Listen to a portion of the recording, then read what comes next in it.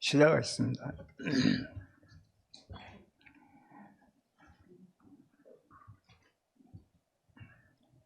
하나님의 말씀에 응답하는 것이 사람의 책임입니다.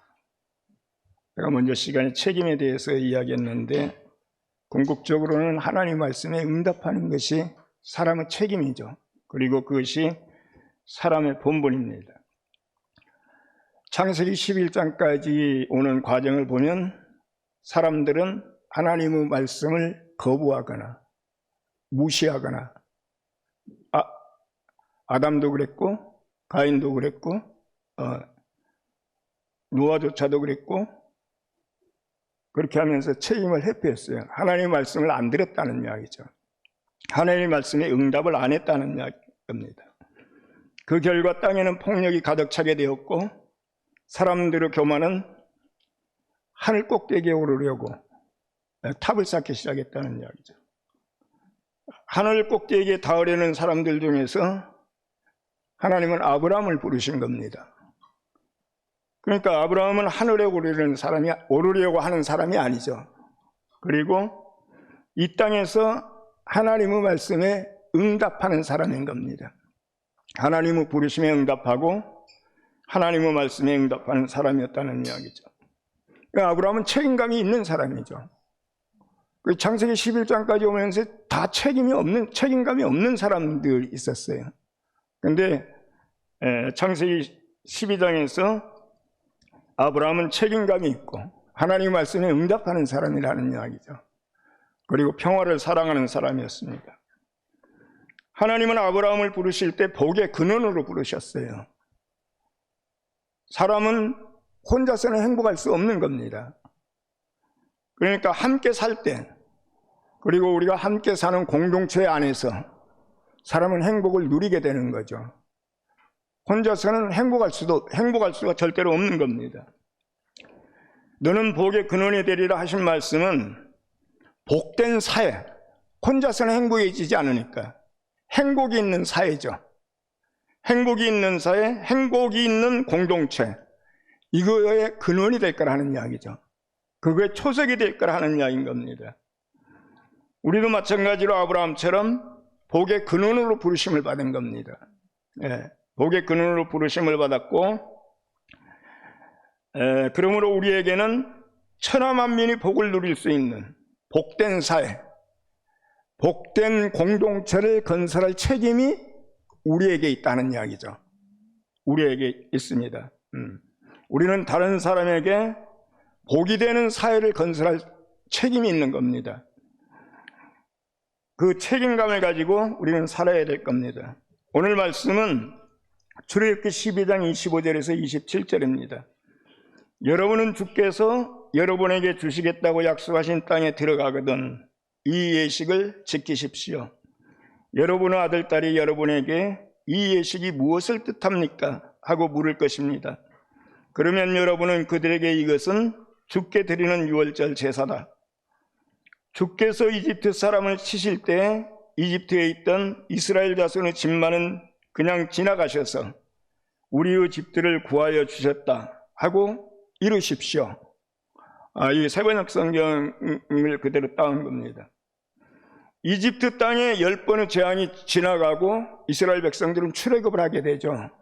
그런데 이 말씀을 한 것은, 모세가 이 말씀을 백성들에게 한 것은 9번의 재앙이 끝나고 마지막 10번째 재앙이 남았을 때 이제 그 한 번을 남겨두고 이 말씀을 한 겁니다.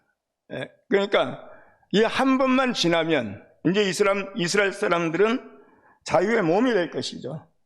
그 한 번을 앞에 두고 모세는 백성들에게 이렇게 선포를 한 겁니다.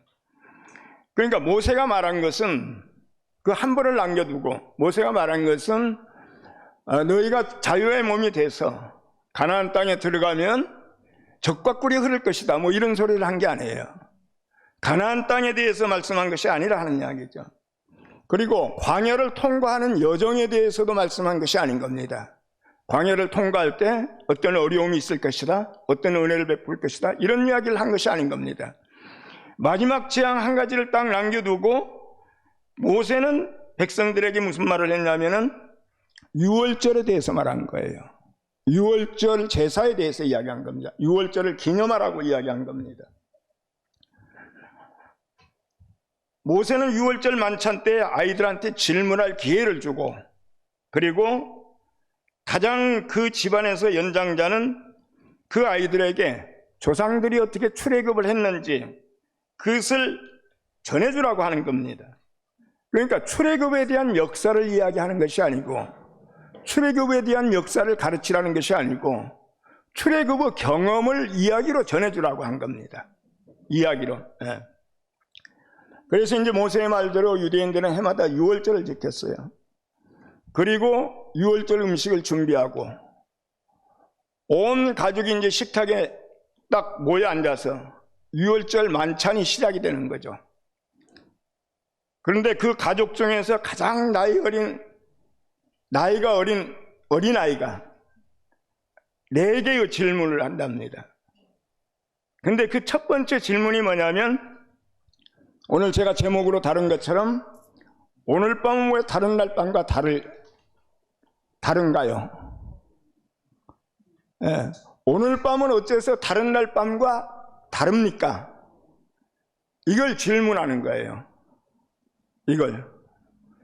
혹시 여러분들 중에서 오늘 밤이 다른 날 밤과 다른 그런 밤을 갖다가 지내보신 적이 혹시 있으십니까? 아마 있을 거예요. 다른 날 밤과 전혀 다른 밤을 지낸 적이 있을 거라는 이야기죠. 그러니까 이것을 질문한 겁니다. 어린아이가 아버지에게, 가장 연장자인 할아버지가 있으면 할아버지에게 오늘 밤은 왜 다른 날 밤과 다른가요? 오늘 밤은 어째서 다른 날 밤과 다른가요? 이제 아이가 이렇게 물으면 아버지가 대답을 합니다. 우리 조상들은 어떻게 해서 노예가 되었고, 우리는 어떻게 해서 그 애굽의 노예에서 해방되었는지, 그리고 자유를 향한 여정을 어떻게 지나왔는지, 그러니까 출애굽의 긴 여정을 갖다 다 세세하게 이야기를 해주는 겁니다. 이야기를 해줘요. 이 이야기가 굉장히 생생하게 이야기를 해주는 겁니다. 우리가 어떤 이야기를 들으면 그게 그림으로 쫙 그려지는 경우가 있죠. 너무 생생해가지고, 그러니까 눈앞에 딱 보이는 것처럼. 성경도, 특히 구약 성경 같은 경우는 성경을 다윗 이야기면 다윗 이야기를 계속 몇 번이고 읽으면 다윗이 밧세바와 간음하던 그 광경이 눈앞에 쫙 펼쳐집니다. 너무 생생하게. 그렇게 해가지고 그 광경이 딱 찍히면 다윗의 이야기를 갖다가 어느 장소에 가서 이야기를 해도 자기 안에 사진으로 찍혔기 때문에 애운 것이 아니죠. 이야기할 수 있어요.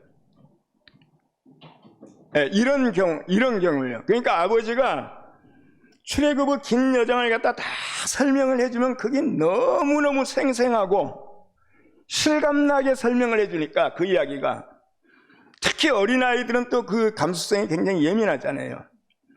그러면 자기가 그 어린아이가 자기가 그 현장에 있는 것처럼, 직접 그 당시에 그 현장에서 그 출애굽을 경험하는 것처럼 그 광경이 자기 이야기로 딱 들어오는 겁니다. 자기 이야기로. 그래,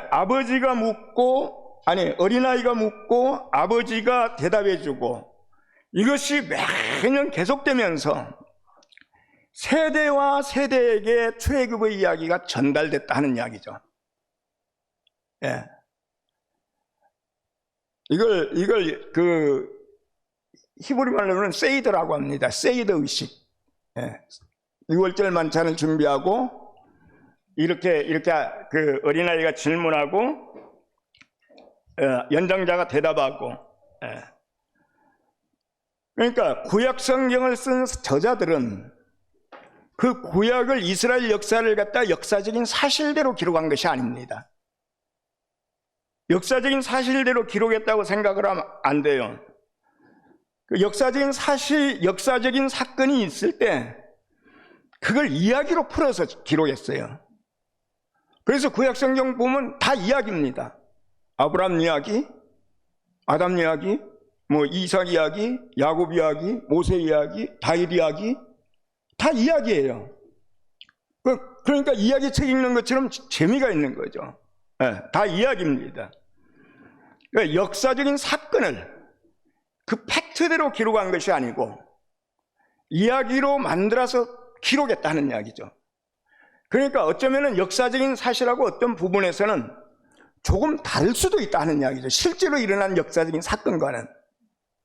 그러나 이렇게 이야기로 풀어서 기록을 한 것은 그 이야기 안에 하나님이 사람들에게 전하고자 하는 의미가 숨겨져 있다는 이야기죠.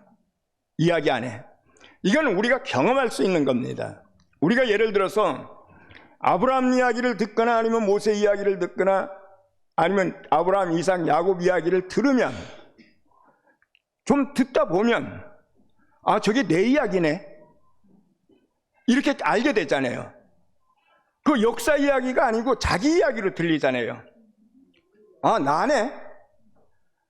아, 나라는 사람이 몇천 년 전에 성경 속에 있었네. 이게 생생하게 실감돼서 나하고 접목이 되는 겁니다. 그래서 이야기로 쓴 거예요. 만약에 우리가 역사책을 읽으면 이런 것이 있을 수가 없는 겁니다. 이런 것이 전해오지 않아요. 그런데 그 역사를 이야기로 써놨는데 그 이야기 안에는 전달하고자 하는 의미가 있다는 이야기죠. 그러니까 우리가 그 이야기를 들으면 아니면 그 이야기를 읽으면 처음에는 재미있었는데 계속 듣다 보면 그 이야기가 우리에게 전달하고자 하는 의미가 우리 안에서 딱 생깁니다. 그럼 아브라함이 나요. 모세가 나고. 그럼 이건 역사가 아니죠. 예. 그러니까 출애굽도 마찬가지로 어린아이가 묻고 아버지가 대답해주고 해마다 유월절 기념 그 만찬을 하면서 되풀이해서 출애굽에 대한 긴 여정을 갖다가 생생하게 설명해주면 출애굽의 이야기는 옛날 고대 조상들이 겪었던 경험인데 그 이야기를 듣다 보면 자기가 그 현장에 있는 당시의 현장에 있는 사람처럼 느껴지고 그 이야기가 옛날 이야기가 아니고 현재 이야기고 그 이야기가 조상들의 이야기가 아니고 내 이야기구나. 그러면서 자기 안에서 의식이 형성이 되는 겁니다. 의식이 생긴다는 이야기죠. 그리고 그것이 기억으로 남게 되고 이게 자자손손으로 그렇게 이어가는 겁니다. 그러면 이스라엘이 지금 수천 년이라는 역사가 출애굽서부터 수백 년, 수천 년이 흘렀는데 이런 세이드 의식에 참여한 이스라엘 백성들은 다 똑같이 출애굽을 경험한 사람이 돼요. 예. 실제로 그 자리에는 없었는데 출애굽의 경험이 다 있다는 이야기죠. 다 있는 겁니다. 예.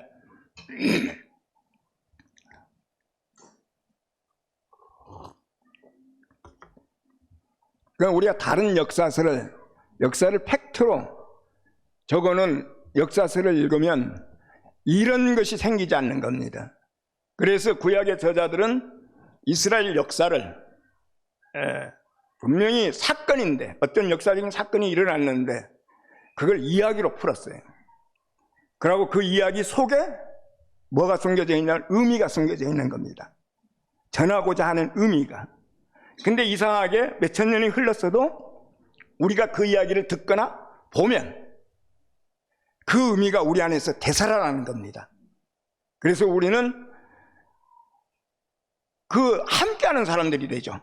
그 이야기의 한 부분에 속한 사람이 되고 조상들의 출애굽과 조상들하고 내가 하나가 되는 이스라엘 사람들은 그런 경험을 하게 된다는 이야기죠.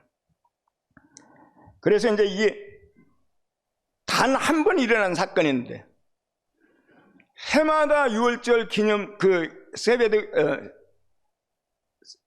그 의식을 하니까, 그러니까 이것이 이제 공통의 경험이 돼요.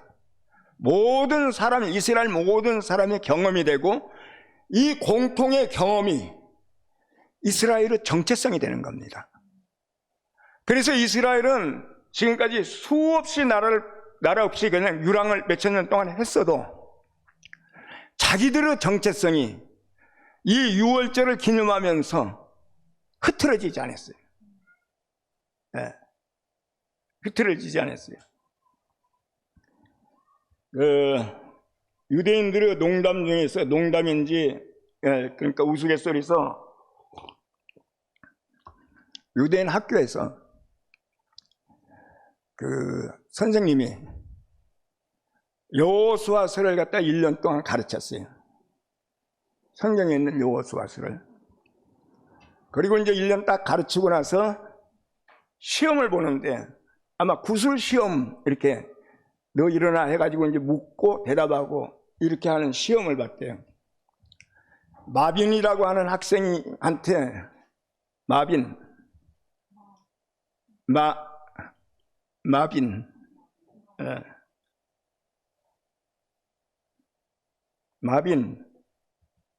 여리고성을 누가 무너뜨렸니? 하고 질문했어요. 1년 동안 가르치고 나서. 그랬더니 마빈이, 나는 아닙니다. 나는 절대 아닙니다. 내가 안 그랬습니다. 그러니까 이제 선생님이 하도 어이가 없어서 그 부모한테 전화를 했대요. 마빈이 학교에서 물어보니까 자기는 아니라고 막 펄쩍 뛰더라. 그러니까 그 말을 듣고 학부형이, 그 부모가 화가 나가지고 선생님한테, 우리 아들 마빈이 안 그랬다고 하면 안 그런 거예요. 우리 아들은 절대로 그 성을 무너뜨릴 애가 아닙니다. 그러니까 선생은 이제 더 이게 돌아버렸어요. 그래가지고 이제 하소연할 데가 없으니까 교장실로 찾아가서 교장 선생님한테 그걸 자초지종을 다 이야기했답니다. 마빈한테 물어보니까 자기는 절대로 안 했다고 펄쩍 뛰고, 그 부모한테 이야기하니까 화를 벌컥 내면서 우리 아들은 절대 그런 애가 아니라 하고 이야기하는데, 이거 참 기가 막힐 노도 아닙니까? 그러니까 교장 선생님이 이야기를 다 듣고 서랍을 딱 열더니 속표를 하나 딱 꺼내가지고 거기다가 1,000만 원 딱 적어가지고 속표를 딱 주면서, 선생님 이거 가지고 가서 수리하십시오. 그리고 더 이상 불평하지 마십시오. 여리고성을 누가 무너뜨렸습니까?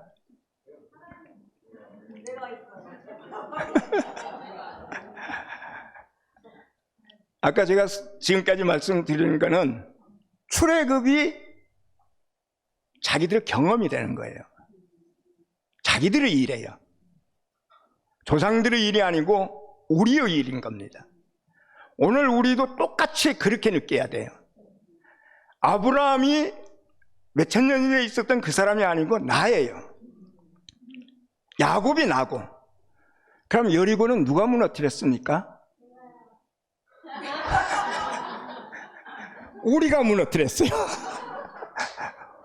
우리가.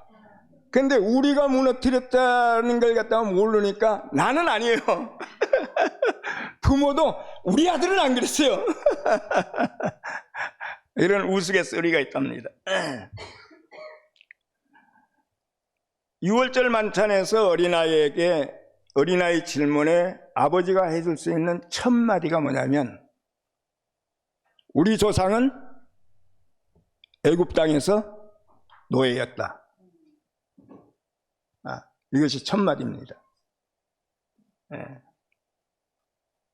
이 말이 이스라엘의 정체성인 겁니다. 이스라엘 민족의 정체성인 거예요. 십계명의 시작은 출애굽기 20장 2절에 나는 너희를 이집트 땅 종살이 하던 집에서 이끌어낸 주 너의 하나님이다. 나는 애굽 땅 종되었던 집에서 너희를 이끌어낸 너희 하나님이다. 너희는 누구라고? 출애굽기 20장에서 이집트의 종살이라, 이집트의 종이었다는 이야기죠. 그리고 하나님은 누구라고? 그 종살이하는 너희를 구원해낸, 그 해방시킨 하나님이다. 출애굽기 10계명을 시작하면서 이렇게 시작하는데, 나는 너희를 창조한 하나님이다. 나는 너희를 흙으로 창조한 하나님이다. 나는 창조주고 너희는 피조물이다. 이렇게 말하지 않아요. 이렇게 말하지 않습니다. 너희는 애굽 땅 종이었다. 그리고 나는 너희를 해방시킨 하나님이다. 이게 이스라엘의 정체성인 겁니다. 그리고 1계명서부터 나가요. 이 말을 하고 나서 이것이 분명해야지 그 다음에 1계명서부터 10계명이 지켜지는 겁니다. 이 관계, 하나님과 나와의 관계, 우리와의 관계가 분명하게 이렇게 정의되지 않으면 계명 안 지켜요. 그러니까 하나님은 계명을 주시기 전에 그 관계를 아주 정확하게 정립을 하고 나가는 겁니다. 너희는 누구라고? 애굽의 종이었다. 너희는 내가 창조한 피조물이다. 이런 소리 안 해요. 이런 소리 안 하는 겁니다. 이것이 오늘 우리에게도 이게 우리의 정체성이 돼야 돼요. 우리는 애굽에서 종살이 하는 노예였다. 그리고 하나님이 우리를 갖다 그 노예에서, 노예에서 자유자로 해방시켰다. 이것이 우리한테 분명해야 돼요. 분명해야 돼. 모세를 처음 만났을 때 하나님은 당신의 이름이 무엇입니까? 하고 물으니까 나는 스스로 있는 자다. 나는 나다. 나는 자존자다. 이렇게 말씀하셨어요. 처음 만났을 때. 이것은 굉장히 추상적이고 철학적인 이야기죠. 자존자, 나는 나다. 나는 스스로 있는 자다. 굉장히 알 수 없는 말이에요. 그런데 출애굽기에서 10계명을 줄 때는 나는 너희를 애굽 땅 종살이 하는 데서 구원해낸, 너희를 종에서 해방시킨 너희 주 하나님이다. 이스라엘 백성들의 그 삶 안에, 이스라엘의 역사 안에 딱 대입해가지고 말씀하시는 겁니다. 삶 안에 들어와서 말씀하신다는 이야기죠. 역사 안에 들어와서 말씀하시는 역사적인 하나님인 겁니다. 그러니까 나는 스스로 있는 자다 이야기했을 때는 아직 역사에 개입하지 않았어요. 하늘 어디 우주 공간에 계시는 하나님, 이건 자존자고 스스로 계신 자, 스스로 있는 자예요. 그러나 이스라엘의 경험 안으로 들어왔어요. 이스라엘의 삶 안으로 들어와서 직접적으로 이스라엘 사람들을 구원했다는 이야기죠. 해방시켰다는 이야기죠. 이건 우리하고 구체적으로 연관되는 하나님인 겁니다. 우리는 이 하나님을 알아야 돼요. 스스로 있는 자다.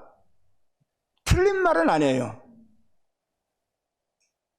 그렇지만 그건 굉장히 추상적이고 철학에서도 이야기하는 겁니다. 그러니까 다시 말하면 철학적인 하나님일 수도 있어요.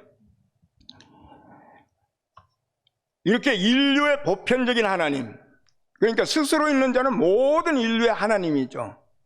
이 하나님이 아브라함을 선택하시고 이스라엘을 선택하시고 그 이스라엘 민족의 삶 속으로 개입을 하셔가지고 노예 생활하고 있는 그들을 갖다 건져내서 자유로 향한 긴 여정을 갖다가 인도하신 하나님.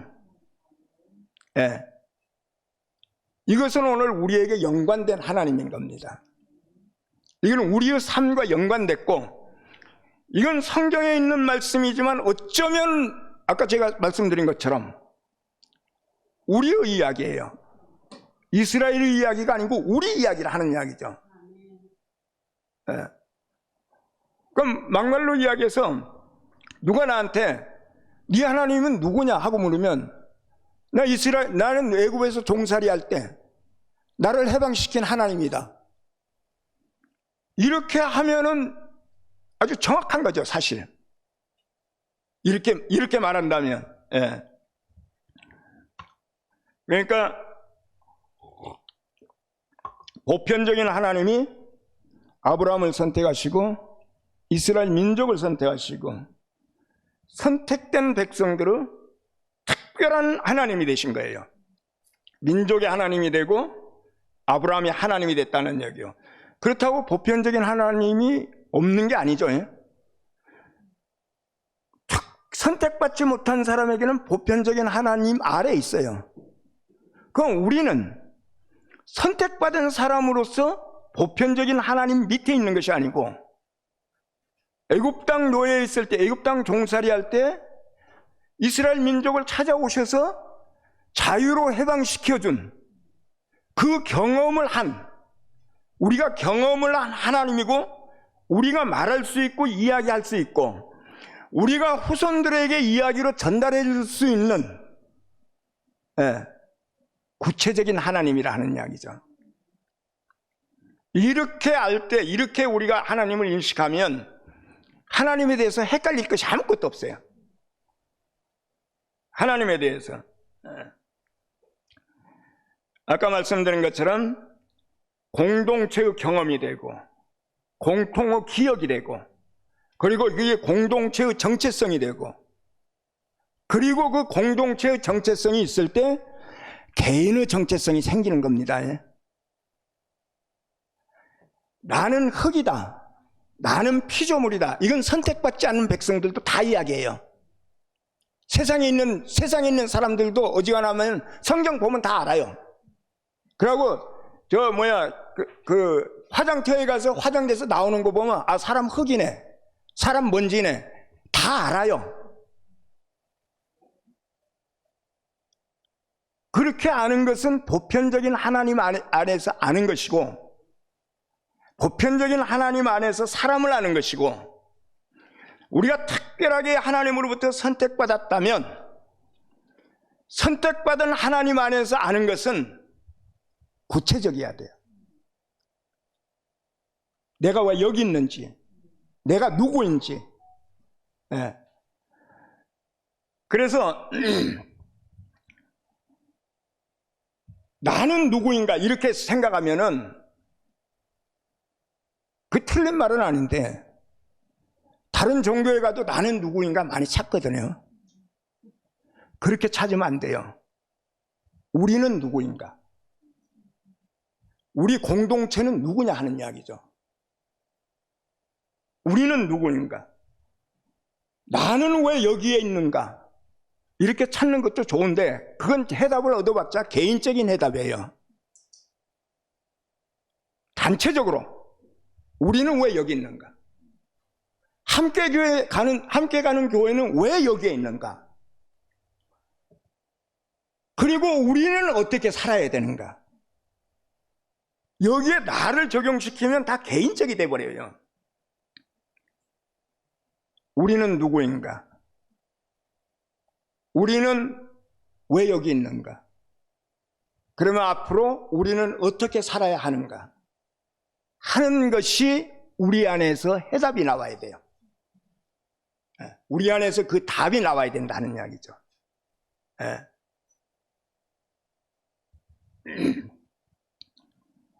유대인들은 이 질문에 대해서, 이 세 가지 질문에서 자기들만의 답이 있었어요. 저식이 맞죠?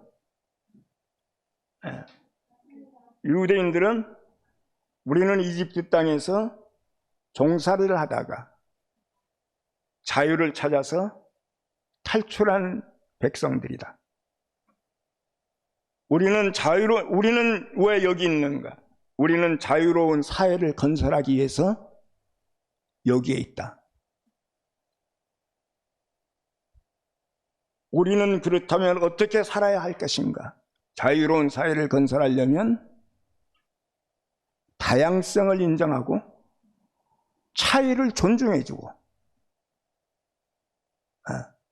그래야지 자유로울 거 아닙니까? 다양성을 인정하고 차이를 존중해주는 사람으로 살아야 한다. 이게 우리 교회가 존재해야 될 이유라고 생각합니다, 저는.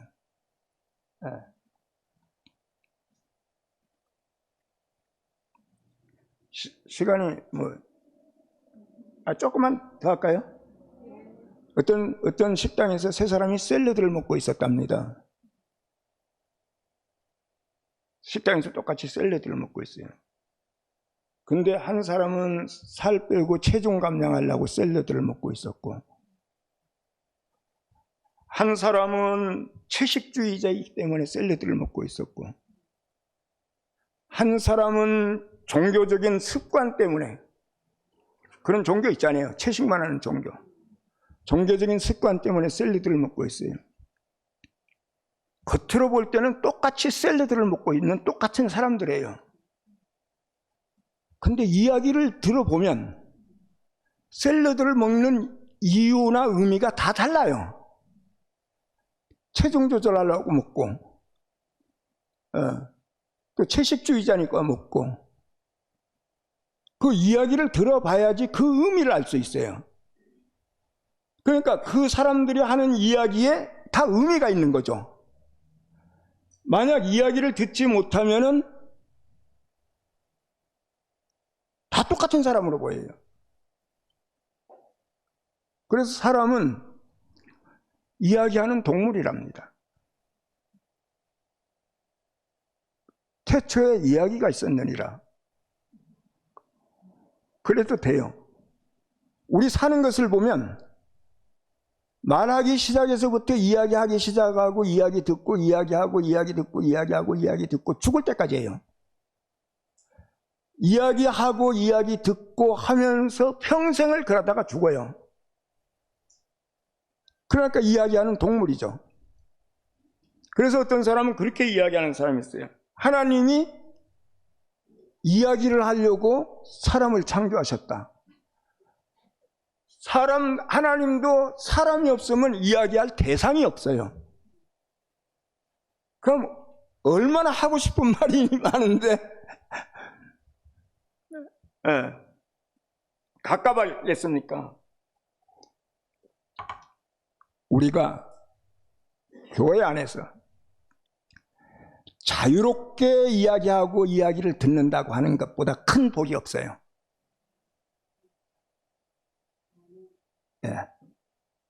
그거보다 큰 자유가 없어요.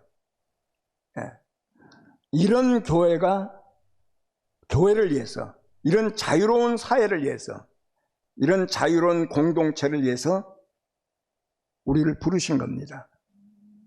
우리를 선택하시고, 이 자유가 확장됐을 때 교회가 복의 근원이 될 거예요.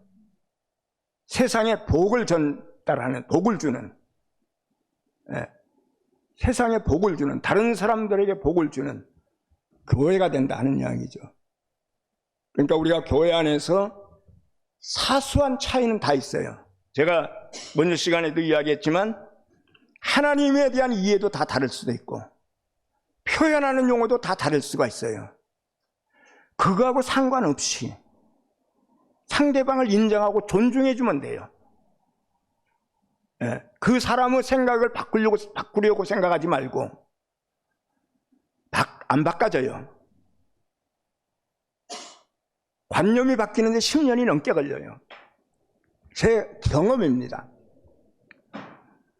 그리고 제가 관념이 바꿔졌을 때 그 관념 바꿔진 걸로 다른 사람 관념 바꾸려고 무지무지하게 말해봤어요. 어떤 때는 저 대갈박을 갖다 팍 쪼개가지고 저 안에 뭐가 들었는지 한번 보고 싶다 할 정도로 꽉 막혔어요. 그리고 나서 저는 사람의 생각이나 관념을 바꾸려고 하는 걸 포기해버렸습니다. 그렇게 살아도 돼. 그런 생각 가지고도 돼. 인정해주면 돼요. 그걸 존중해주면 돼요. 그러면 누구든지 자유로울 수 있는 겁니다. 그걸 하나로 통일시키려고 하는 것이 바벨탑 쌓는 거예요. 다양성을 말살시켜버리죠. 언어를 통일해가지고 한 말만 하게 하고 한 언어만 할 수 있고 그것만 알아들을 수 있는 사회, 이것이 바벨탑 사회예요. 예. 이런 자유로운 사회를 위해서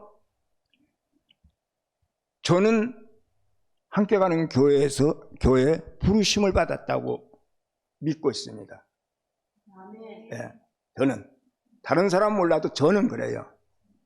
예.